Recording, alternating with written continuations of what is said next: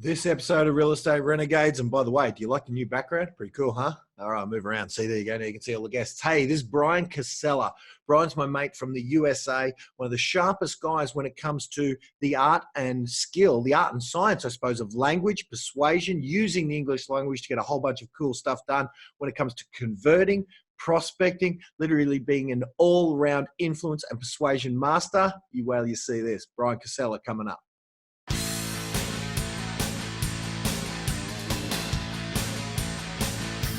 You want the normal real estate training you've been told a million times? Make cold calls, knock on doors. Best be switching off now, because in this podcast, we go out of the box using unknown tactics, primarily, that the real estate industry's never heard of, in order to get you called in more often, convert those listings, and get more success without the painful cold calling. Listen up, we're in for a ride. This is Real Estate Renegades. So welcome all. I am here. We are streaming from across the world from, I don't even know what suburb it's called, but I do know it's down the road from the Twin Pines or the Lone Pine Mall in southern kind of Los Angeles, in the southern suburbs of LA. And Bryan can adjust my geography accordingly. But I'm talking to one of the finest prospectors, salespeople, masters of the English language, one of the finest real estate agents I've ever seen. I'm talking about Bryan Casella, dude. Thanks for popping on and hanging a little bit, man. Glenn, man, I tell everybody Glenn's the master of introductions, man. I don't think there's anybody on this planet or that's ever existed who can introduce somebody like Glenn. So what do you say after that? Right? Thank you, my friend. I appreciate it. So just to give everybody a quick, I guess you could say location, from Los Angeles, you're looking at about 15 to 20 miles, or probably, 35 kilometers from, the center of LA to where I'm at. I've been in the real estate business for about 4.5 years. We're rocking and rolling. And as Glenn said, I've built my business on pretty much prospecting, which is going door to door and making calls and studying NLP and hypnosis and all the ninja stuff, and getting good at it. So thank you, Glenn. Happy to be here. My pleasure, man. Well, I did actually just, where are we? I did prepare like an intro slide. There we go. Look at that, being all set. So there we go. So Bryan was one of the guys that when I first sort of mentioned, this was just going to be an evening with the Altmans. But then I said, hey, Chris, you got to come along. And then I said, hey, Matt, can you come along? And I said to a bunch of my students, can you come along? So it kind of grew from a one evening with just the Altmans. Then we said, hey, well, let's invite Luis Ortiz. And he said, yes. So we thought, okay, well, maybe we've got a day. We've just got a few too many for a day. So we'll make it 2 days. So when I did not expect Bryan to say yes, but I said, hey, Bryan, do you want to fly 14 hours to come down and share with our crew? And Bryan said, yes, joining this lineup. And for you guys who stick around till the end, I have a gift for you. On behalf of me and Bryan, for you guys sticking around, you guys investing your time. I would suggest maybe an hour, a little more, because that time resource is the most valuable thing you've got. And so, we're going to reward you. So for those of you guys who are at the $1 Million Agent Summit, Bryan was kicking off the show. We kicked off with some of our American friends there, the two guys who introduced you and I, Bryan, which is Matt and Greg from the Real Estate Uncensored podcast. And we had a lot of fun. So today we're going to talk about some of your expertise that we didn't get a chance to go into at the event. About persuasion, about prospecting, about how you've used some of those, you described them as ninja skills, if you will, but language skill, how that can be applied in prospecting, selling, and all those things. There's a lot we can cover off on. Your skill set is insane. But tell us about, and you shared with some of the guys, tell us about the goal setting when you were sitting in the audience some years ago watching Josh Altman on stage. Yeah. When I started in real estate, Glenn is talking about a specific incident. I was probably not even a month into the business yet. I was probably 2 or 3 weeks in. And I went to go see the Altman brothers. They were at a small little hotel, probably 10 minutes from where I live, 25, 30 minutes outside of LA.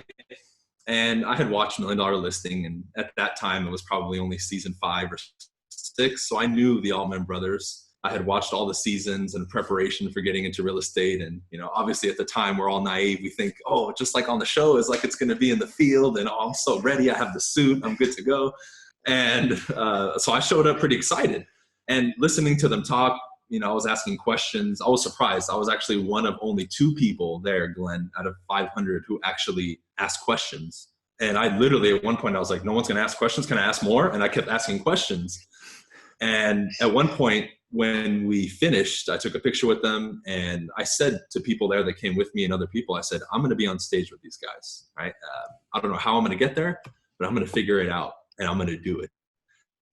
And when we linked up June of 2017, we did the Renegades of real estate, and we did it. So probably, I don't know, I want to say less than 4 years later, I shared the stage with them for the first time, the second time now with you in Australia, in Brisbane. Did I say that right? Brisbane? Yeah, very nice. Okay. Listen to that accent, guys. All other Americans call it Brisbane. But yeah, man. And then from there, it's just clarifying the objective that you want. There's everything you guys want in life, whether it's real estate or not. There's certain things that really stick out to you that hit you on a deep level, and you're like, man, I would love to have like the Harley, for example, that Glenn has now, that his students actually, they gifted you that, right? They bought it for you. Whatever it is, and just saying, okay, I want this specific thing, and then setting a deadline to it. You know what? I want to do it within 4 years or 5 years or whatever it is. And I just latched on to 2 or 3 things, and those have just been driving forces for me. I feel like I was walking, and then all of a sudden a train swooped me off the ground and said, let's get you to that goal.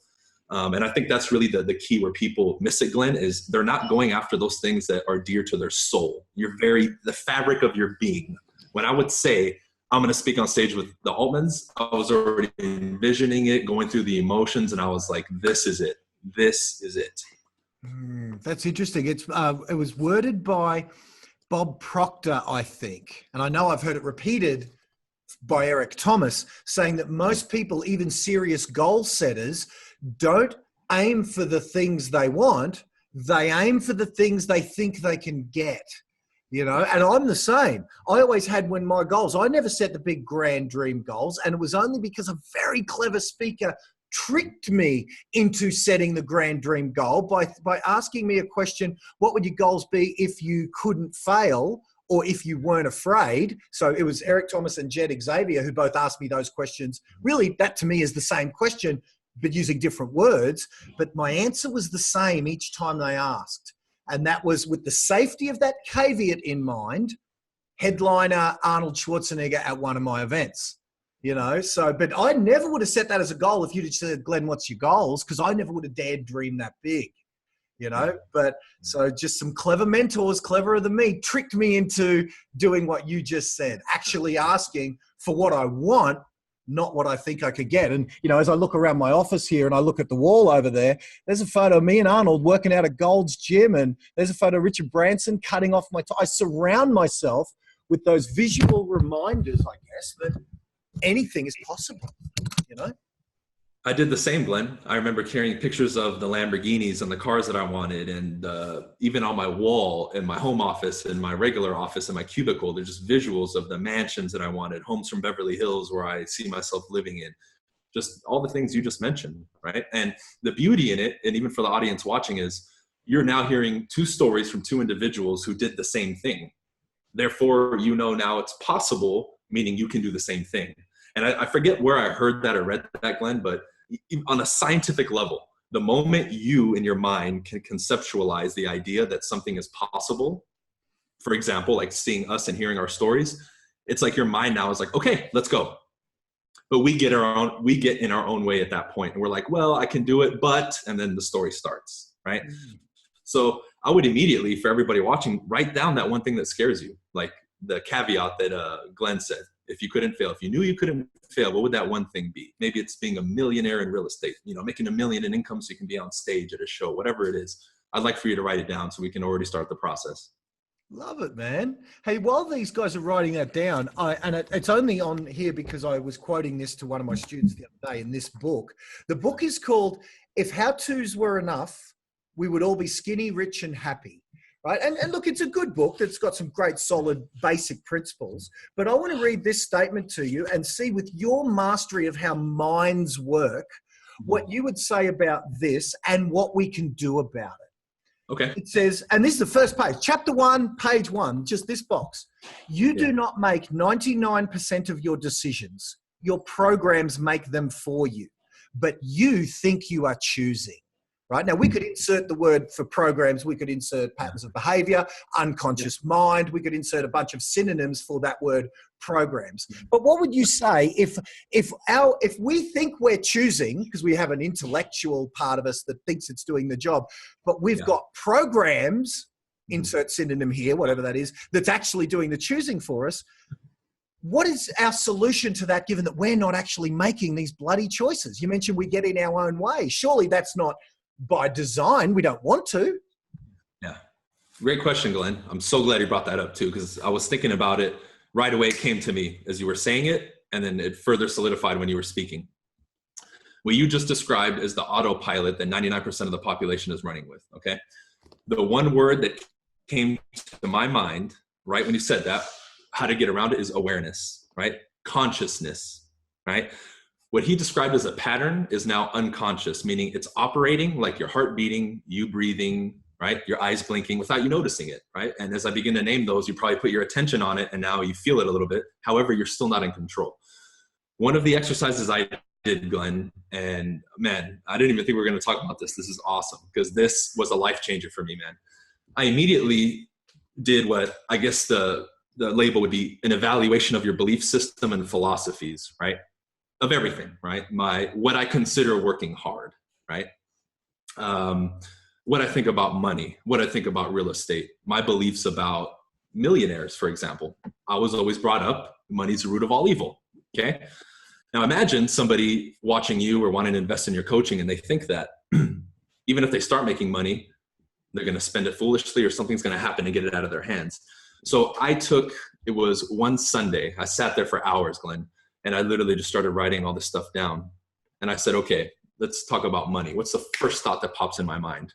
And root of all evil came up. And I wrote that down. And I started looking at it. And I said, I've been operating with this since I was a kid. You know, I traced it back to my aunt telling me that when I was a kid, because I started thinking about it. And once you put your attention on it, the answers come. Always, ladies and gentlemen. When you put your attention on things, your mind will figure it out. Your mind is an incredible machine.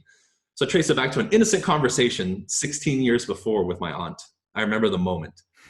And then I took it through my own process and said, well, I want to be a millionaire. I want to share the stage with the Altmans. I want to be driving a Lamborghini. Can I get there thinking money is the root of all evil? And I was like, well, no, of course not. So now what belief can I now insert into this pattern now to now move me forward and progress? And I switched it. I said, money is the root of all good. So that is my new pattern, right? And people will say, well, that's easier said than done, Bryan. Understand that the detection of the pattern already interrupts it, right? We talk about pattern interrupts with Anthony Robbins, right? Someone's going into a story and you just yell, hey, that's going to stop them, right? That's a pattern interrupt, okay? At that moment, you can now replace it, okay? This requires a lot of self-analysis and time spent with oneself. Like if Glenn was in his room right now with his books, he would have to start writing. But when's the last time any of you have honestly done that? Oh, probably never. Give me a sec, bro. I'm just going to leave you with our crew. I do have some people here that are requiring my attention. So I'm going to leave you 2 minutes. Sure. So do continue that line of thought. Absolutely.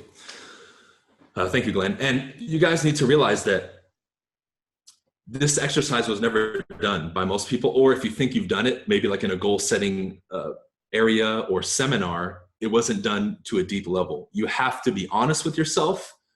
And you have to listen to the first thought that pops up. So me confronting money's the root of all evil, I immediately started attacking it myself and saying, well, I don't think that way, but I did. Why else would that thought come to my mind? Why else was I struggling with money and money management and investing and spending every penny that I got immediately and not displaying proper money management and responsibility of money? So I remember writing things down and things started coming to my mind, about relationships and my views on life and money and philosophies and business and everything. And I realized I didn't know as much as I thought I knew. So that humbled me in a sense. And two, I started seeing the pattern that I was running on and starting to break it and input new philosophies and new beliefs that move me forward. Because there's no, I'm sure you've heard the saying, Glenn, there's no stagnant state in the universe, right? You're either getting better or you're getting worse, right? Things are either moving you forward or backwards. There's no neutral place. So what I did was I flipped any disempowering ones to empowering ones. And it took some time, and it really caused me to be honest and raw with myself. But that's probably one of 2 or 3 key moments in my life, Glenn, that I can say things really began to shift. Within weeks, I started seeing huge differences, just big time, man. And having that I just got back, I'm going to be going back to the 5-10 minute version of the webinar, because that's definitely something for me. Is I consciously know everything that I might want, and my intellect kind of, because I've studied all of these books, maybe not read them all, but audio programs and everything. And yet still sometimes I catch myself maybe wearing my heart on my sleeve a little too much and reacting maybe with emotion and reaction rather than the way that I know is best. And that's how we know that we're not in control. Like, I've never been a smoker with cigarettes. I know that, I don't know that habit. Right. But what I do know is the phenomenon of behaving in a certain way when part of me is sitting there saying, this is not smart. As a former heavy guy carrying too much weight. Now I'm only halfway. I'm actually not even quite halfway there, but I'm on the way down. But people know that I was, 20 kilos heavier plus than I am now. I know what it's like to be driving through the Hungry Jack's drive-through. You guys call it Burger King. Over here it's Hungry Jack's. Going, I don't want this. This is not a good idea. Can I have a double Whopper with cheese, please? Yeah. Crazy, man. So it's definitely a thing that we need to figure out our own heads, because no matter what script, no matter what dialogue, no matter what magic stuff you give these folk and me, we're going to talk ourselves out of it if we don't get that stuff at least better. Maybe not perfect, but better. Absolutely, man. And even the fact, like, let's say in that moment of impulse when you were going to Hungry Jack's, if before it was just autopilot and now the second time you at least had your own counter thought, that's already progress, but people don't see it that way. They start beating themselves up and they create that cycle, and it repeats and it repeats and repeats. So what I started doing was, when I would have a negative thought, for example, or something disempowering, if I caught it, I would clap for myself and say, okay, I'm taking a step forward, because now that I caught it, then there's a next step, which is now replacing it, and so on and so forth. And I realized that we're also conditioned on pattern to be hypercritical of ourselves, which in itself isn't the worst thing. However, there's 2 sides to that coin. I am my biggest critic, and I'm also my biggest fan, right? I adore you, Naomi, and everybody who brought me out to Australia. But if we were able to take our own imaginations and put them together, my representation of me would have been cheering the hardest, like, yeah, Bryan, yeah. Because once you insert that element into it and giving yourself that drive to keep going forward, if you constantly beat yourself up, then there's no praise to balance that. It's just negative, negative, negative, negative, negative. And that in itself will spiral people into a disaster. Wow, man. All right, I'm not going to be selfish, because I want to go deep cuts with you on that, because I tell you, man, that's where I get. I reckon I'm more critic than fan. It served me to get to a certain level, but there's a book up here saying somewhere, what got you here won't get you there, kind of thing. So that's my next challenge, man. So I might even, have you got any, actually, let me ask you this before we move on to some more, language stuff, some more prospecting stuff, some more real estate stuff. Have you got any resources that you would recommend? Because that is my next level. Be more fan than be, than grind myself to success, to kind of attract myself to success. Got any resources? What do you recommend there? Well, I remember reading that particularly. I'm trying to remember exactly which book. I heard it first, or maybe he didn't say it directly. It's from Anthony Robbins. I don't think he said it as directly as I said it. Yet when I was teaching this subject, it just came out that way, because I figured other human beings would process it better and more simplified, right? By saying, hey, biggest critic, biggest fan. I forget how he worded it, but I believe it was his old book that's black, Unlimited Power. I think it was that one. It's up here. Yeah. And I've never read a book of Tony's, but I've listened to like thousands of hours of audio. So I've got to dig up some audio of Tony, I reckon. Yeah. As we continue the interview, I'll think, because I think there's 1 or 2 other sources in there that are not coming to my mind, but I believe that's the first book where I got a hint of that. And then my mind kind of processed it and said, well, yeah, basically what he's saying is, praise yourself to the same degree that you criticize yourself. So now you're moving yourself forward, you know? Nice, man. Yeah. Nice. So once we've got our heads right, bud, those two things that I've seen you do, I've seen you role play, I've seen you be a master, and that's prospecting. And then once you've got someone that you've prospected, that's converting them to a sale, whether that's a listing or closing a deal. But let's start with prospecting. Some of that mastery around the principle of prospecting, how you do it, and how you insert some of that linguistic, vocal mastery in order to get great outcomes from your prospecting. Better than I've ever seen nearly anyone in the world do so. Well, you want to talk about the journey? You want to talk about specific techniques? Where do you want to start? Yeah, well, what was weak other than the Altman's thing when you were first thrust into real estate? Said, there you go, BC, go prospect, sir. Right. Well, with me, Glenn, immediately I thought, okay, well, these guys are already on the world stage. They're on TV. There's got to be some way that I can level the playing field, at least to a certain extent. And the people that I was learning from at the time all pointed towards skill, right? Language, mastery. And immediately my mind said, well, that's right, because I'm going to be interacting with people all the time, right? I don't have a big budget to do any marketing. I'm going to have to roll my sleeves up, knock on doors, and make calls. Now, the first tip I can give everybody is there seems to be the opposite mindset in most people. It's, well, you know what, Glenn, thank you for the webinar. I'm going to study this for 2 months. Then I'm going to make a call. I tell people, whether you know a lot or a little bit, start making the calls, start knocking on the doors. Okay. Because if you wait to get ready to start one day, that's going to be next week, you'll never do anything, right? The best knowledge you guys will get is experiential knowledge, meaning you learn a little bit from us, you apply it, and then you notice, okay, I need to make a tweak here, or this isn't working. That is your best teacher. I can give you everything on a silver platter, but your experience of using said techniques and applying them, you will know exactly how to sharpen the spear so it now can go all the way through. All right. That's what I started doing. And very quickly at the time, I hadn't stumbled across NLP, hypnosis, and some of this language stuff.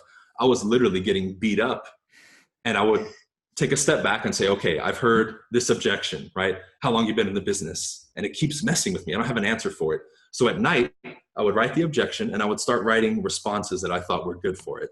I started saying, well, what if I say this? Or, you know what? Instead of me, myself, why don't I use my company's track record? Oh, okay, that would work. Cool. We, instead of saying I've sold, I'm like, well, we've sold 50 homes last month. And with some people, they wouldn't even register it. And they're like, okay, yeah, great. But I wasn't lying. It was my company. So it's all about being strategic, ladies and gentlemen. And I figured it out after a while. I was like, wow, this is really working, right? And I'm employing my own mind into this. It's my own creativity, my own juices, putting it together. Then I started reading, Anthony Robbins and that kind of stuff. And I got led towards NLP and hypnosis and all that stuff. And what I did was I would take one thing, for example, I started eradicating presuppositions from my own language. Okay, presupposition, for all of you guys who don't know, is I'm saying something, and by me stating that thing or statement, it's assuming that something is already in play. And a lot of people, what they don't realize is they're presupposing things that aren't necessarily true or that disempower you. Okay, I'll never be able to learn this stuff, Glenn. I'm not smart enough. Well, you're presupposing by saying that you don't have enough intellect in here to learn it. But the truth is you can. But if you say that to yourself over and over, you're going to stop yourself, right? Because you're negatively hypnotizing yourself. So I would say, okay, cool. I'm going to eradicate it from my language. And then I'm going to insert some stuff in scripts maybe to try this out. And I failed. And then I learned. Then I started, something I learned from hypnosis was negative suggestion. Don't think about a red cat, Glenn. Yeah. You're going to think about a red cat, right? So I would start saying stuff like, hey, I'm not saying you guys have to hire me today. Right? Stuff like that. And I started taking it in little bite-sized chunks, and I would not move on until I was maybe not master level, but relatively solidly good, employing certain things with body language and language and that kind of stuff. So it was baby steps. Nice. I still use some of that stuff to this day. Like, we were talking on a little class with one of my students literally just before this webinar. And we were talking about, one of the students there couldn't get any of her 5 sellers one of them, she got $200,000 more than the asking price. $200,000 more than the asking price. So you would think this seller would do anything for her and would get a testimonial. But when we listened to the language, they were doing it to themselves. You know, so when I role played with them and I just said, so here's what you're going to say, you know, so Mary, you don't mind, let me just come around and interview you, because what that'll do is, I don't want to misquote you. I want to get your words right. So let me just interview about your experience, because what that'll really do is it'll help me just help a whole lot of other people the same way I kind of helped you. So, you know, let me just come around and look, what time's really good for you? So there's all this, you don't mind. There's all this, let me just come round. There's not, can I? It's, I'm coming, love. You know, and then there's a little bit of guilt in there saying, so I can help other people the same way I helped you and all of that. So use it today. You flipped it too, because you didn't make it about yourself. You made it about helping other people too. So instead of it's just me getting a testimonial, so there's so much Glenn did in there. That was really good. That was really good. I'm taking notes too. Man, you certainly don't need notes from me, man, with your study. So give us some of the magic dialogue that you've used to maybe get in some doors. Say you're knocking on a door and you're starting to get good, and you've dealt with the one that I've used for how long you've been in the business. It's just like a sigh of fatigue with, wow, I tell you, it seems like forever. And then just move on, you know, just move on. So let's assume we've got all that. We've got our headspace right. What's some of the magic that you use? And what are you looking for in the ideal door knock or the ideal phone call? Okay, great questions, Glenn. Well, I know, depending obviously what lead source I'm going with, even then, we all know the reality is, ladies and gentlemen, the first contact, they're not going to be like, okay, let's meet tonight, Glenn, and let's sign the listing and get it on the market.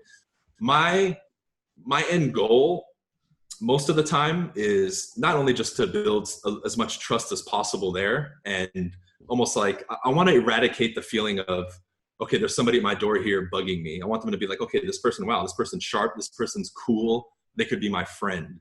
That's the kind of the vibe that I want to give. But more importantly, I want to get a solid information exchange of a cell phone, email, and that kind of stuff, right?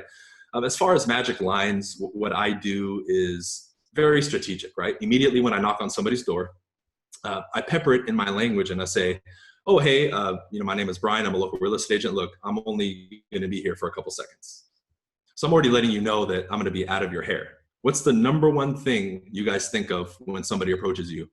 Okay, how long is this person going to be here? Damn straight. Yep. And I really focus on certain questions like this. Let's say I'm talking to you, Glenn, 1 or 2 questions in, I can tell you're being standoffish. I'll say, you know what, Glenn, I got to get going. But before I do, that's powerful, ladies and gentlemen. That line will get people to answer. And I say, look, how has this neighborhood changed in the time you've been here? Okay, yeah. You'll answer. Yeah, we ran over a tree and it's turned from the Lone Pine Mall to the Twins Pine Mall to the Lone Pine Mall. Yeah, right. So that most scripts are going to say, how long have you lived here? Where have you moved from? So I throw in the false anchorages. I'll say, how has the neighborhood changed? Another funny one I've done that is, well, is there any neighbors you want me to get rid of here? Which neighbor do you want me to get rid of? Which one's the annoying one? And people will laugh. They're like, oh, we don't like them. We don't like them. Best way to ask. It's not so much that I have ever heard.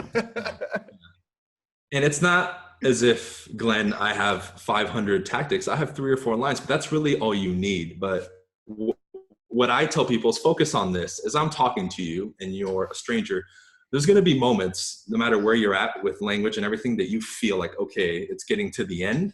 And that's when you want to start using this stuff, because then that buys you the next 30 seconds. Then the next one buys you another minute. And then when I go for the information, because I know most people will take multiple follow-ups or months to be ready, I say, look, when it comes time to make the move, Glenn, do you have a great go-to person?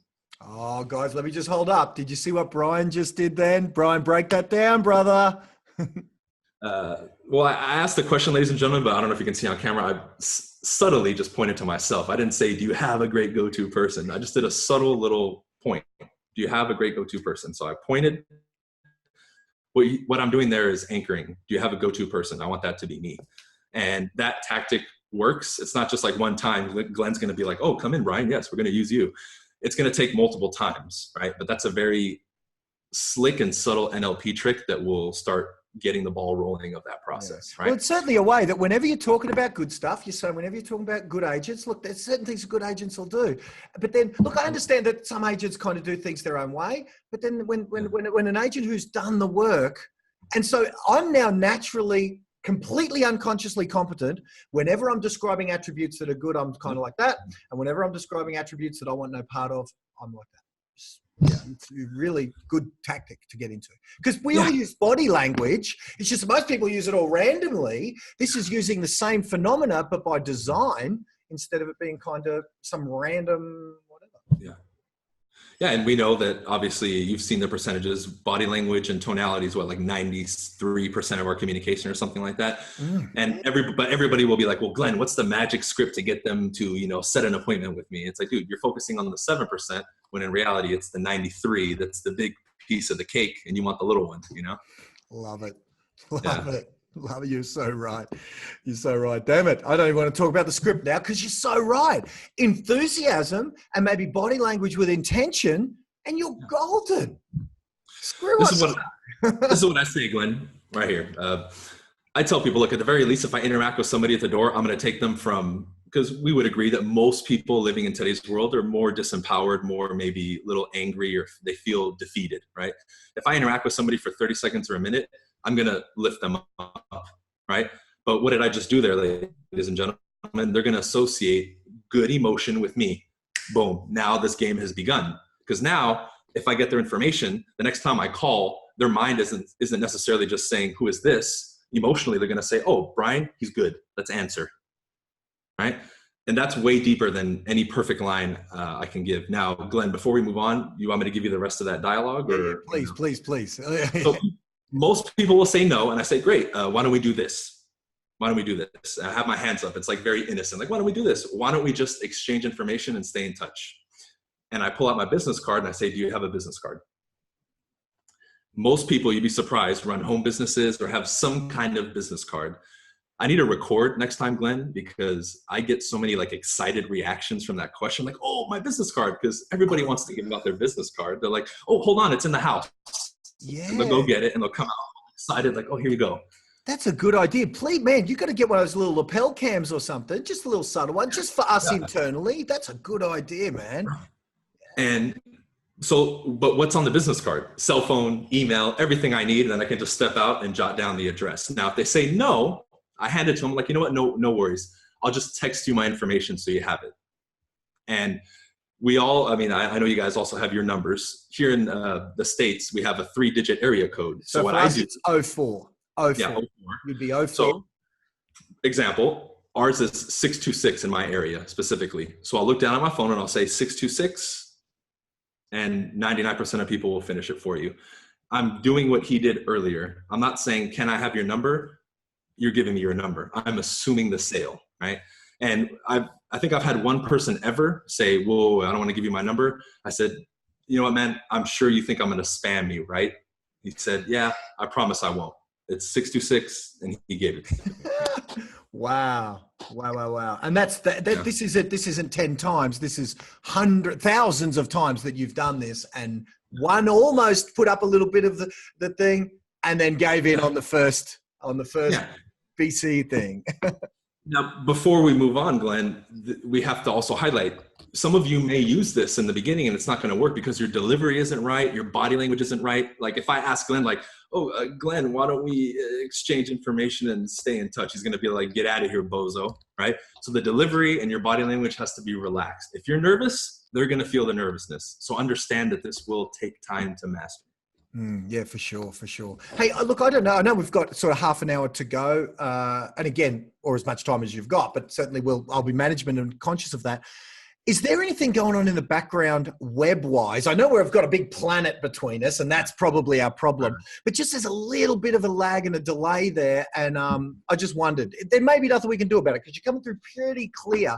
Just if one of the team members has got YouTube going, it might be eating up some bandwidth or something. I don't know. I don't Dropbox on your computer or anything. I think if there's a delay, it's probably only like 1 or 2 seconds, right? Yeah, no, it's just been a bit, anyway, it's all good. It's doable. I just wondered, oh shit, yeah, Dropbox is streaming, porn from the other room or something. All right, we'll edit that bit out of the final recording. Okay, so as we move on from prospecting, we've got some contact details. What's your take on the follow-up process? What's interim between prospecting and when they eventually need us some year or 2 or 3 later? Yeah, that's probably the most important thing in this industry, Glenn, you know. We have, and I'll walk you through it very quickly, we have categories. We have an A team and a B team in our database, right? A team is past clients, people who I know who are business owners, friends, like Glenn would be in my A team. We're on a first name basis. We know each other. They get one, I make sure that monthly we give them a call, but not just a call. We also send them a video text, right? So they're constantly watching it. I may call Glenn 10 times. He'll be busy. He'll answer one. But if I send Glenn 10 video texts, I know he's going to watch them and love them and send me something back. Like, hey, man, I love the tie. Oh, I love the pocket square, right? Oh, man, we're always doing that. We always, whether it's where we're doing that on Instagram, we're doing that on Facebook. Every now and, like I texted you the other day thinking, oh, have I got your mobile phone number? And I saw the texts that we'd exchanged 6 months before or something, you know? Right. Yeah. And in addition to that, we upgraded it. We used to do 2 emails a month. Now we do 4. We do weekly emails now with at least one of those 4 being a video, right? So what I'll do is the night before, usually, because they go out on a Monday, I'll do like a video less than a minute. And sometimes I try to mix in something like a motivational or like a little, hey, you know, it's Monday, let's get out there. The team is really rocking and rolling. If you guys need us, we're here. And the response to that, Glenn, has been incredible. Like, I'll get maybe a 20 or 25% open rate on my emails. When I send the video, it's upwards of 50 to 60. Wow, that's unheard of. That's unheard of. Yeah, it's insane. And we have 793 people in our email list from the A team and the B team right now, right? So other than that, we also do a mailer. I have a branded postcard that I send once a month to everybody in the A team and B team. And the only difference with the B team is instead of every month we do the call and text, it's every 6 weeks. Wow, cool, man. Yeah, and we have 20%, I think, of our business this year will come from referrals, and I'm only my 4th or 5th year in the business. It's crazy. Yeah, beautiful, man. So certainly I agree to that. I mean, I ramble on day in, day out. We need to make sure we're following up because so few do. It's crazy. So, so what are some of the big objections? And I'll give you some that we get over here and maybe how you masterfully handle those. And of course, energy and tonality and intent, all of those things are going to trump magic objection handling dialogues. But are you getting the same objections as us? Oh, you know, the big one over here now is fee, as in, you know, because I understand, or at least historically, that 6% was a standard over there. But are you guys getting pressure on fee like we are? That it used to be 2.5%, and now the good agents, because most of our states are deregulated, some of the good agents are getting 3% and upwards, and some of them are fighting their way down to 1%, including marketing and below. But it seems to be a battle to justify this $10,000, $15,000, $20,000 fee that we are charging. Are you guys getting that? And if so, how are you dealing with it once you're at the listing presentations? Yeah, you know, we are getting it. I did notice the short time we were in Brisbane, Glenn, that every commercial on the TV was about real estate or loans. So I could understand maybe why, because they're seeing, oh, purple bricks, oh, 1%, 2%. What I'm seeing is a gap, right? There's going to be fewer of us who get the full fee, and there's going to be more people venturing to the side of the Walmart, the 1% plus marketing fees and all that. Now, if I was to get that, I'll give you 2 scenarios. If I go after an expired, typically they went with a discount commission, so I have more leverage in that conversation, right? But if it's a stone cold rookie and he's getting the fee thing, man, there's so many ways you can handle it. This is one that I use, right? Let's say Mr. Seller, let's say, Mr. Seller, one of the things you're really hiring me for, and by the way, I'm glad you brought up the fee, is you want my expertise to be able to negotiate the highest and best price so you can walk away with the most in your pocket, correct? Yeah, for sure. Say yes. So when is when is your first glimpse of my negotiating power? When I get that offer, you know, when you bring in that first offer. I say, that's great, Glenn. It's actually right now with my fee. So, and I would say, well, and here's why, Glenn. If I get into this negotiation with you about the fee and we come to some sort of agreement that was 100% from your side, what does that tell you about me and my negotiation skills? It shows that you'll do what you need to do to get the deal. Right. Now, when offers come in, would you like me to do whatever it takes to do the deal? Or would you like for me to get you the highest and best at all costs? Yeah, the highest and best, yeah. Of course. Now, I would say, Glenn, that for us, for ourselves, right? We negotiate the hardest and we want the best for ourselves, right? Yeah. Yep. Of course. Now, if I'm not willing to do that for myself, how well do you think I'm going to do it for you? Yeah. Okay. Yeah. No, fair. Yeah. I get it. Yeah. Okay. Yeah. Right. So basically what I'm saying here, Glenn, is I can guarantee you one thing. It's the same firmness that I'm showing right here with my commission is the exact same firmness I'm going to be showing on the negotiation table for you in your home to get you the most money. Fair? Okay. Yeah. Yeah. All right. I mean, that's sort of the one on my side. Yeah. And that's one, right? I mean, there's so many we can do. And another one I would maybe say is since the commission structure is a little bit different there, here, we obviously have that split with the buyer's agent. And if some guy's offering 3, I get into that conversation. I'm like, well, if the neighbor down the street's offering him 3 and you're offering him 1, you think the other agent's going to be at least a little bit more inclined to show the other home and really try to sell that one instead of yours, right? And they'll tell me, well, aren't agents supposed to worry about their buyers? I'm like, well, absolutely, right? 100%. It's not supposed to be about us. Are you aware of the average agent and how many homes are actually selling? And they're like, well, no. Well, they're selling 3 or 4 homes a year. So that commission they make on that property is the mortgage, paying for the kids' school, putting food on their table. So there's a lot at stake, right? And I kind of go that way with it because I really want to make it clear to people, right, that it's not, this is an investment, right? It's not costing you money, Glenn. You're investing an extra point or 2 to walk away with more. And that's really what I want to focus on. Definitely. And certainly here in Australia, whilst we don't have that buyer's side, I used to just blame this nasty old team. So what I used to say, this team that was just my colleagues and stuff in the office, I'd say, look, understand, Mr. and Mrs. Seller, that we have every one of our listings at the same standard rate, which is 3%. If yours was 1.5, like half that, all of our team members, well, let me ask you, which is the ones they're going to take their best and hottest buyers to? In fact, let me reword that, and I'd always accidentally make the mistake. I'd say, actually, let me reword that. Which is the last property they're going to take their highest and best buyers to? I don't want it to be yours. So here's what I'm just going to ask. Let me incentivize them by having the same fee. Even let me put a kicker on it for them. And only if they don't deliver to your satisfaction the price that you want that's satisfactory, if for any reason you don't deem we've earned that 3.5%, then how about then I give it to you in writing that then we can drop it down to whatever, but only on your vote. So that way we at least get it full fee now. Now we've earned the right to over deliver in our service for the next month or 2. And after they get our service, they wouldn't dare ask for the drop. Yeah. So 100%. That's actually what I was going to say. And I've done that before where somebody's just so adamant about a reduced commission. I'm like, well, let's sign it at this. And then if we sell it below X price or it doesn't meet your expectations, at that point, we'll lower it to what you feel is fair. And I've never had somebody say no to that. They're like, okay, I hope you deliver. But after a week, they're so happy. We already delivered the result. They're like, yeah, sure. Let's go with it. And again, Glenn hit the nail on the head earlier. We could give you the best line, but if it's not delivered correctly, it's not going to work, right? I know people I've given these lines to where they copy my live calls and they're like, I can't get the same result. I'm like, it's your delivery. Practice it. Like Bruce Lee said, I don't fear the man who's practiced 10,000 kicks one time. I fear the man who's practiced one kick 10,000 times. That's the mentality you need to have. absolutely. And the other thing is, and it goes back to what we talked about in the first place, you need to know that you are the only agent that never gets, because if in your head you're going, shit, I've done that, if I don't deliver, I'm going to drop my fee again, so I guess I'm doing this one for 1%.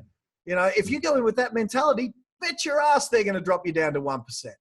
Whereas if you go in with that, that you are a beast at this thing, you're gonna be sweet as. You know, you heard it in Bryan's Energy a minute ago. Do you think you'd be paying him 6%? Damn straight you would, and he'd be worth it. You know? Yeah, our most recent listing, we actually took it 7, Glenn, a couple days ago. And tied to what Glenn said about mindset, imagine Chris Gilmore or Matt or Josh and Matt Altman or Luis walking into a listing. You think there's a thought in their head about reducing their fee, or they would even consider that? No. So come in from that perspective and say, okay, I'm Josh, or whoever your favorite one is. For me, it's Glenn. I'm Glenn. I'm walking in like Glenn. like $1 million with the pink tie and the black suit. Come on, they're going to want to overpay me. That's my vibe and my thought. Love it, man. Love it. Hey, I'm going to pick your brain. I've got a few more questions that I've got personally. I want to pick your brain. But I did promise the guys we'd be done in an hour. So what I really wanted to do is so we're not going anywhere, guys. We're not done. But I just wanted to just real quick, for those guys who did have to go, because I do know one of my guys at the very least who needs this is leaving at 11:30. So what I just wanted to kind of ask you to talk me through is we had a bunch of people ask me, hey, what's Bryan got at the event? We need more of that, dude. What's Bryan got? So I asked you to do the deal from hell. I had Naomi whip up some slides. So I have bought products at your full price. So you need to be careful, mate. I have bought this stuff at full price, damn it. And now I'm scared because I haven't looked at the pricing that you've done yet. I'm scared what you've done. All I know is I bought the Sales Technician Volume 1 and I paid $200 for that. So I want to know about, it's not in this one. So tell us about the Ultimate Communication Bundle first. Okay. We'll get back to training, guys. Don't go nowhere. There's just a quick interlude because one of my guys has got to go. Well, I decided to do 2 bundles, Glenn, because just like we were talking about, there's 2 sides to this coin, right? There's the techniques and there's the mindset. What I did with the Ultimate Communication Bundle was I, in essence, took what everybody sees as a technique and I dove super deep into it to allow you to see, if it's a flower, for example, the dirt and the root. And by knowing that, it is now officially not just a technique, it's a tool in your tool bag that you fully have understanding of from different angles. And now you can really employ it on just a super ninja level to where you have understanding of concepts that other people don't have. And with these products in particular, like dynamic persuasion and elite communication, even one of the modules on, I believe, elite communication, I teach you a way to ask the same question like 100 different ways without it even being noticed, right? Because some people will struggle in prospecting, for example, not being able to get a question answered thoroughly. I teach you how to now take that tree, make multiple branches, and now get that question answered in such a way that it gives you all the ammunition you need to close. Nice. And I love the objection handling mastery, persuasion and stuff. So dynamic persuasion, elite communication, objection handling mastery, the tactical tongue.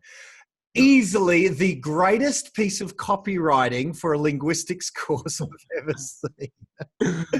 The tactical tongue. So yeah, you normally, there you go. That's what I paid, not for that particular program, but I paid for one of your other programs, $200 for the one program. So it absolutely is normally $800 because I promise you guys, I paid $200 for one program that's not on this list. And you're going to get it for $197 for all of them. So Naomi, if you're on, we will have that, please. So put us down for that. Holy crap. So it's buy one, get 3 free. All right, man. So you did do a good deal. Thank you, man. Thank you. You're welcome. You're welcome, man. All right. So I've got a link coming up for you in a moment, but I did want to talk to you about this one. So Sales Technician 1, that's the one I bought for $200. So tell us about the prospecting bundle. This particular bundle, ladies and gentlemen, is all about the techniques, right? I give you the bullets in the other one, and this one is the gun. This is where you can pull the trigger and really get out there. So whether you're making calls, going door to door, I give you scripts, I give you dialogues, I give you techniques, I give you everything you need in your tool belt to get out there, have great conversations, get people's phone numbers, get leads, put them in your database, and then even immediately, but for sure, 3, 6, 12 months from now, you're going to be rolling in so much money. You're going to be like, whoa, what happened? Right? You're going to be able to put as much money in your bookcase as Glenn has books behind him. Nice, man. Nice. So again, that Sales Technician 1 was worth the $200. In fact, I did think, so Bryan, if you made that into a DVD set and packaged that up, because these are all online delivery. So you will get them literally today. These are, I just said to Bryan, you could get $1,000 for this bad boy if it was kind of just packaged a little kind of, physically. So you are getting a deal there by getting your cold calling stuff, the Sales Technician 1 that I've got, and 2, which is the advanced, door knocking and all of that. So that is door knocking 1, door knocking 2, Sales Technician 1 and 2, 5 programs for $1,000 normally. And as I said, Sales Technician 1, I paid $199 for $297, man. So buy 1.5, get the rest free. Deal. Thank you, man. So you guys can get that at hustlerprospectingmastery.com. I assume that's the URL, hustlerprospectingmastery.com. Very cool. Go there, grab that. I did throw in a little bonus. I thought, Bryan, I said, Gnomes, we got to throw something in. Here's 3 slides. Can you put them with Bryan's slides for me? We've got a free gift. Anyone who gets any one or all of the, or both of those programs will get. We are taking the $1 Million Agent Summit on tour around the country. So it's kind of like a one-day condensed version of what we did the other day. Once again, everyone speaking at that event is a $1 million performer. Adrian Bowe, $1 million performer. Of course, me, Aaron, my co-partner in crime, Jay Stanley, $1 million performer. Every one of them $1 million performers. And Mark Burris, he's like the equivalent of our, you know, The Apprentice that Arnold and Donald Trump were on in America. Mark Burris is our host of Our Apprentice. So he's our $1 million mentor headliner going around the country. You will get 2 tickets for that on-tour event free, just free on me for anyone who gets Bryan's programs or program, any one of them, you get 2 tickets free to that event in May. So there you go. Hustler, Prospecting, Mastery. If Naomi's on, or I might do it in a minute, I'll put the link down in the link below. Someone on Facebook, can someone just type that out and pop it in the comments down there? Click away, grab the deal, and it is a very good, if we go back, for a couple of $100, guys, I promise I got value out of just one of those programs. So hustlerprospectingmastery.com. All right. We needed to do the commercial, Bryan. It is worth it. It is fantastic. And I thank you for doing a deal for our crew. But let's get back to training. We're here to work. We aren't here to sell. We're here to work. All right. But guys, avail yourself of that. You'd be doing yourself a favor, I promise. So we've gone to, we've handled that. We've handled our fee objection. How do you, when you do your overall presentation, did you learn a script? Did you learn a kind of a full 30-minute listing presentation? Did you learn elements and then you piece them together on the fly? Or do you just wing it? How do you do your listing presentation? Great question, Glenn. First and foremost, your generosity inspires me, my friend. That's why I reciprocated it, right? Well, what I did, and this is something I tell people, is let's say somebody's studying you. You know, you're coaching with Glenn or you're getting his products. I tell people, whatever boat you're going to board, you take that boat from destination A to B, meaning you take all their stuff, whether it's your style or not, and you go, right? And when you master that, then you can make it yours. And that's what I did. I originally latched on to they call him the godfather of real estate in USA, Mike Ferry. And I went all in. Listing presentation scripts, I memorized them where, Glenn, you could call me at 3 a.m. Hey, Bryan, what's line 3 to the expired script? And boom, I could tell you, like half asleep. That level, I mean, if you guys look on my YouTube channel, you'll see a video I uploaded of me doing the listing presentation blindfolded in 2 minutes, just saying it so fast. That level of mastery. So definitely nothing in my arsenal, Glenn, is I'm winging it. Absolutely not. Everything is it's like I'm playing chess, right? I have the right thing to say, the right transition. I tell people, the moment you become strategic, like a general going to war with your life and especially real estate, you will begin to have tremendous results, right? You can anticipate. Now I know exactly what I'm going to say and I can fully engage with you, Glenn, and listen to you. Because if you guys miss one thing when they're speaking, that could be that one thing that equals a signature at the end. So it's very imperative that you pick something and just go all in. That's an interesting phenomenon because that's when we did it. Absolutely. What we did was we learned our script word perfect. Then we could be flexible as we needed, but then eventually we didn't need the script because what we said was just the script because we learned it so perfectly. And when you know it to that degree of mastery, as you say, the way I used to imagine myself is Glenn would just be on autopilot with his pen, with his presentation folder. So I would just be sort of sitting here doing all of this with my pen. And I would have always have a shiny pen. So I'd be sitting there. Now I know it's hard to do on this, but I'll be sitting there very conversationally and I'll be going, so Bryan, and as I would look here and look at my pen, they would be looking down at my presentation. Right? Yep. Then as soon as I knew they were looking there, I was on to them. So I was like this observer sitting up here watching that other human strategizing, because Glenn, the wordsmith, just knew the words. He was just saying, so we've got the blah, blah, blah, blah, blah, blah, blah. And I could be looking for those little, and if we've got the camera here, I know this is creepy, but I'd be looking for such minuscule nuances like just, you know, or winces, or, you know, little, and even that was too exaggerated, because I would be looking for nuances on their face that would give me everything I would need to know where I'm hitting and where I'm missing. And only when you've got that level of knowledge of your presentation, at least that's the way I did it, can you do that? You know, can you be that master where you're kind of an observer looking down on an interaction? Absolutely. Yeah. I mean, I'm glad you brought that up, because one of the things, like my newest agent, he's only been with me a couple of weeks. He just, that 7% listing, actually, he took it, and that was his first one. And that was one of the things that I had taught him, was to observe. And he observed some sort of discomfort when the price came up. And then he, at the end, brought it up and said, you know what, just so we're on the same page, how are we feeling right now about the price? And that allowed the seller now to vent their issue. And then he was able to handle it, and then he got it signed. But he caught the slightest nuance. I think he said it was a slight wince when he pointed at the price, but he caught it because he's already mastered the script, believe me, right? So I said, you have to really watch. Just like you said, you're observing a human being, and they have pre-wired responses to certain things. So that's why you're like playing chess. Okay, they move their pawn straight. Okay, I need to counter properly now, right?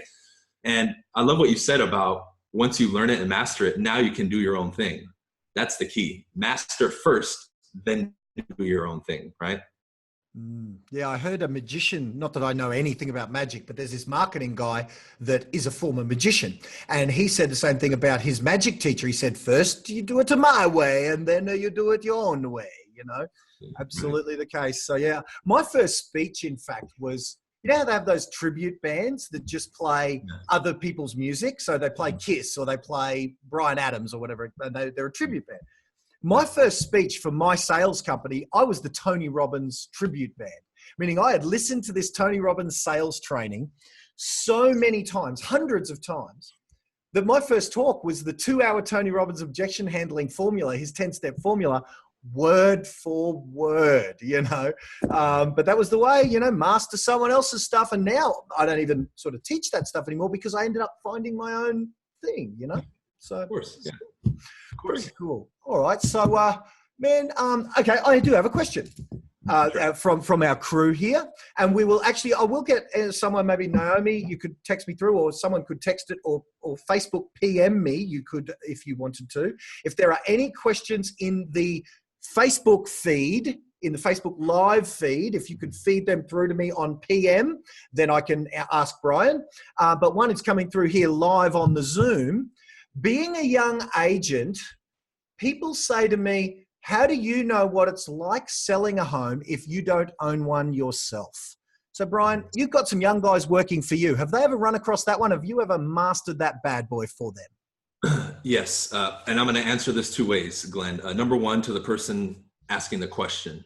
You said a key word there that you have to be able to make clear. You said people say, okay? People. There are no people. Right.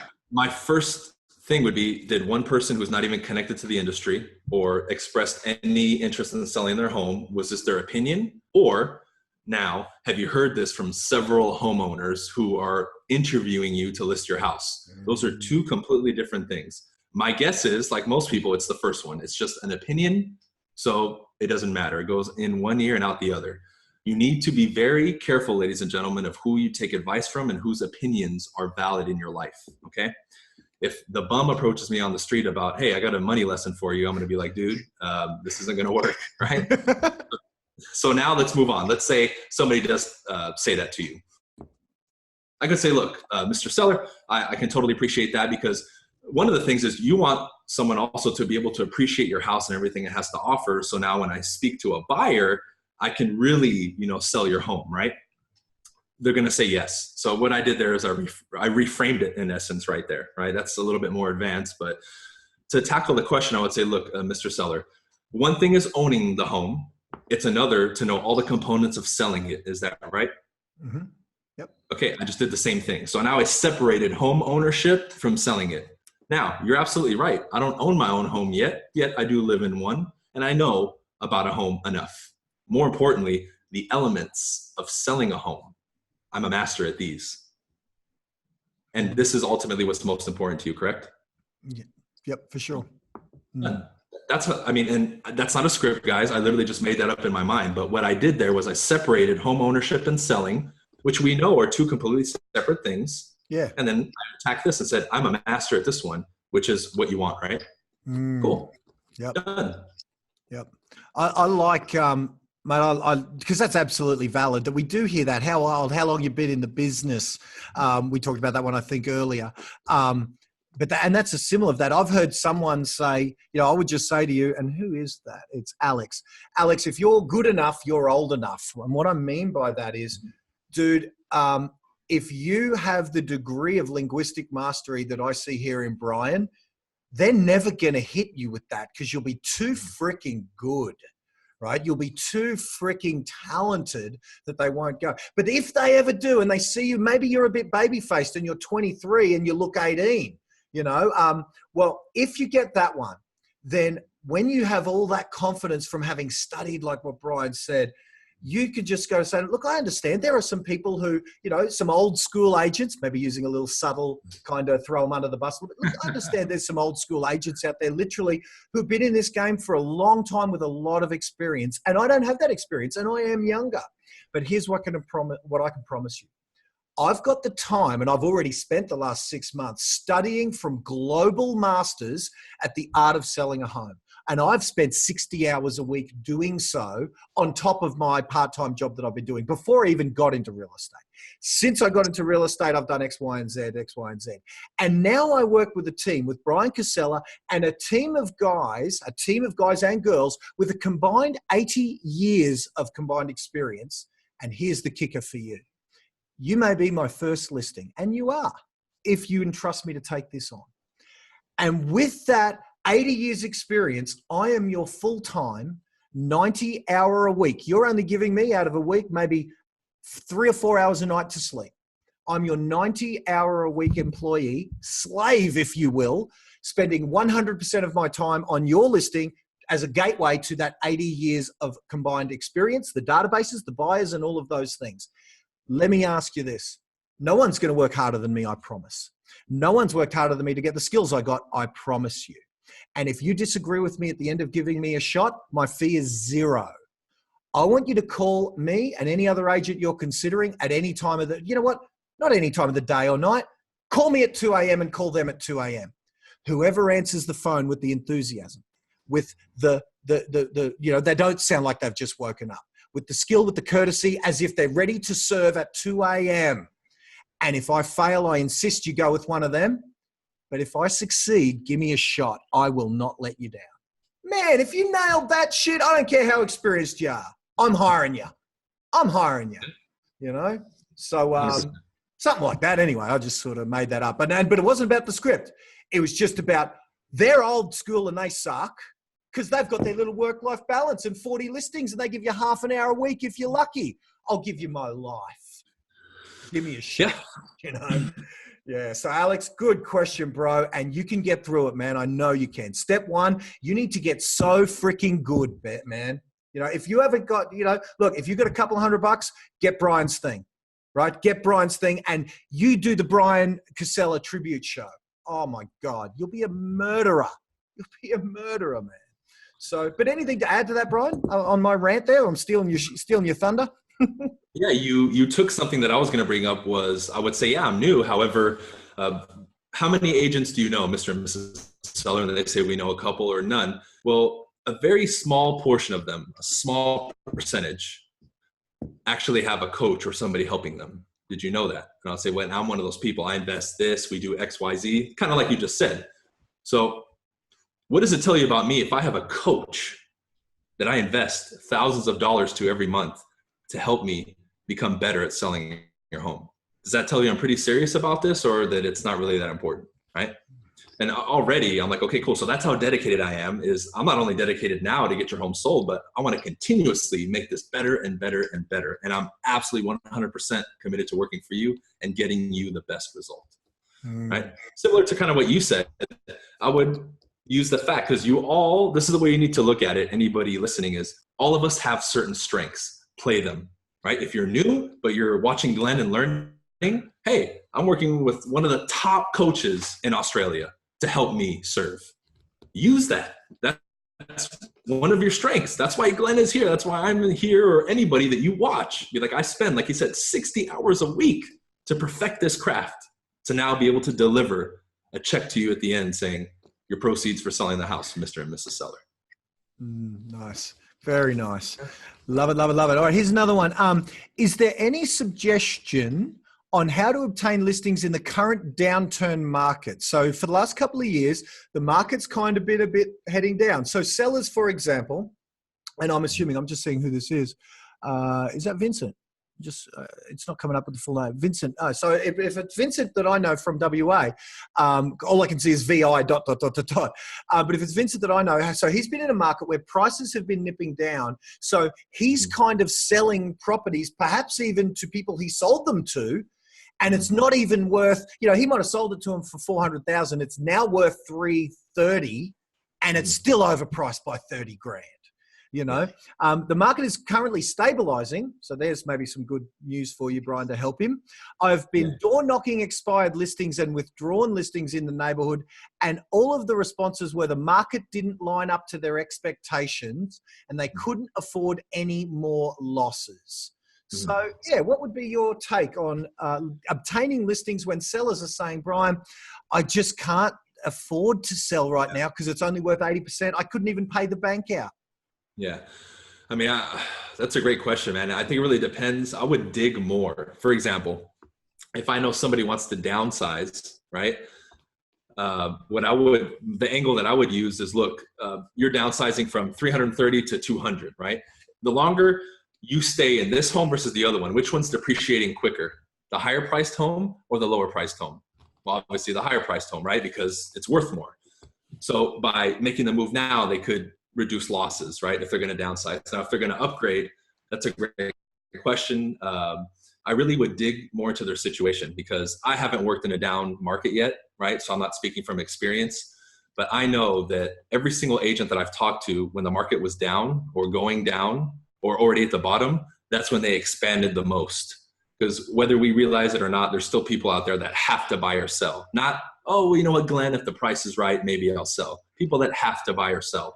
So my thing would be find those people, but additionally, work your way into conversations and dig enough to find it. Like, let's say it's a downturn market, but Glenn is my uncle. I love him dearly and I want to live close to him. If the desire for me to move and live close to him is really that burning, then the market, whether they make an extra 5,000 or 10,000 isn't going to make much of a difference. I'm going to want to be there next to Glenn so I can ride the Harleys on the weekends, That's what we need to focus on. So what we need to redirect at times is the numbers and all that stuff is very logical, but I want to get as much motivation from them so I can start touching some of the emotional points. And I think that's really going to help you. Because if it's an all logical battle about numbers, my friend, you're not going to win that, right? So I would say keep shooting until you find the people that are motivated, and the people that you do have right now, dig a little deeper to push some more buttons. Yeah, beautiful, beautiful. Last question here, man, because I know we got to let you go. Guys, by the way, what's that? Hustler Prospecting Mastery. HustlerProspectingMastery.com. No AU on this because, as you can hear from Bryan's accent, he's not from around here. He's from the other side of the pond, over there in Back to the Future. What was the city in that? Hill Valley. He's over there in Hill Valley. Back to the Future town. All right, so question here, Bryan. You mentioned coaches. What sort of coaching should I start on? Marketing, prospecting, scripts and dialogues. There seems to be so much coaching available. Where do I start, or where did you start in doing so? Yeah. Well, one thing to the person asking the question that cannot be replaced is skills. So if you're like most agents starting out and you have a limited budget, I would focus more on skills first. Whether you prospect or you go with the marketing genius, Glenn here, you still need to be able to take the phone call, have a dialogue. Yeah, and be well, able to- on that, I would say not me. I would say, because to execute the stuff that I talk about, you need a little budget to do some printing, to get your book done so that you're now a published author. So I would say if your budget is limited, as you're saying, go with the prospecting training, the prospecting skills, Yeah. That's really what I would focus on, guys. Because now, let's say you build a base of prospecting for a couple months, right? You rock and roll, and now you've got the scripts, you have the skill. Now, when you implement some of the marketing, you're going to explode at an exponential rate. Now that my team is doing a little bit of marketing at Facebook, we've practically doubled our production in a couple months just because we have the foundation of skill. So when the lead comes in, if they're ready, boom, we take them down the line. We're on to the next. So initially, yeah, prospecting and skill. And then as soon as you can, you start reinvesting that money back into marketing, and, you can be the big fish in a small pond, right? Yeah, man, I love that. Well, you speaking my language, bro. So, guys, before we let Bryan go, that's his website. That's the deal he made for a couple $100 for his prospecting bundle, of which I bought one of those 5 programs, and you're getting all 5 for $297. The communication bundle, which is some of the mastery. I love how you put that. You have the flower, but you have the dirt, the stuff that makes that flower tick in your communication skills. Just magnificent, guys. Spend $500 and get them both, because that's huge. That's what I'm going to be doing, because as you can see, Bryan and I agree on a lot of things. So we're singing from the same religion. So I love Bryan's take on this stuff. I really, really do. So very, very cool. So, man, when am I going to talk you back down here, man? That was a painful flight you went through, but how did you and the girl, did you enjoy yourself down here? Did you have fun? And is there any chance that 14 hours round trip is a one that may be on the calendar again? We loved it, Glenn. We really did. Obviously, your hospitality was greatly appreciated. I know we got to hang out a little bit the last day. I loved it, man. The people, it reminded me a lot of almost, I can say, South America in a sense, where my family's from, because of the buildings, and at least Brisbane, right? That's really all that we saw.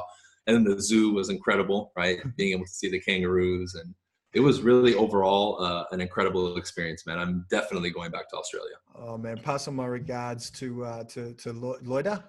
I always get the pronunciation wrong, so please pass on my regards. It was so much fun hanging with you, man. I know our crew loved it. They had a great time with you guys. You guys kicked off the show, and believe me, you set the tone, you set the bar real, real high. So, man, I'm going to get my butt over there in the next couple of months. And, man, when I do, I love it that LA is the first place we land, because no matter where I'm heading in the States, if I got a layover, man, I just pop on down, say good day to you. We go down to your favorite vegan restaurant, and even vegan food, man. It was freaking nice. And, that was good fun. So, man, thank you for your hospitality when I was there with you as well. And thanks for coming so far, man. And everything you're doing for our crew, man, jumping on today, giving us some coaching and that, mate, it's much appreciated, bud. Yeah, likewise, brother. Appreciate you, man. Thank you. Right, man. To be continued. Guys, hook up with him, Bryan Casella. You can find him on Facebook. He's got a YouTube channel off the chart. He's on Facebook. He does Facebook Live, Instagram. He gives lots of free stuff away. His paid stuff is worth its weight in gold. Avail yourself and connect with this man. And until next time we do one of these little masterclasses, guys, hopefully we can talk Bryan into doing another one. Dude, thanks a million, guys, and bye for now. Yeah, man. Wow. Well, there you go. I hope you liked the episode. If you liked that, then what you need to do is you need to subscribe. You need to get more of this craziness, because we got more are coming. I'm never standing still, and we've got so many more guests. We've got so many more strategies, more out-of-the-box thinking. So if you haven't subscribed, literally, you're like throwing away thousands of dollars. Because I tell you, if you haven't subscribed, you don't come back. You know what I'm going to do? I'm going to find you, I'm going to market to you, and I'm going to charge you for the very stuff that on this podcast we give away for free. So whack that subscribe button on whatever your favorite podcast weapon of destruction is, and we'll see you on the next episode. Bye for now.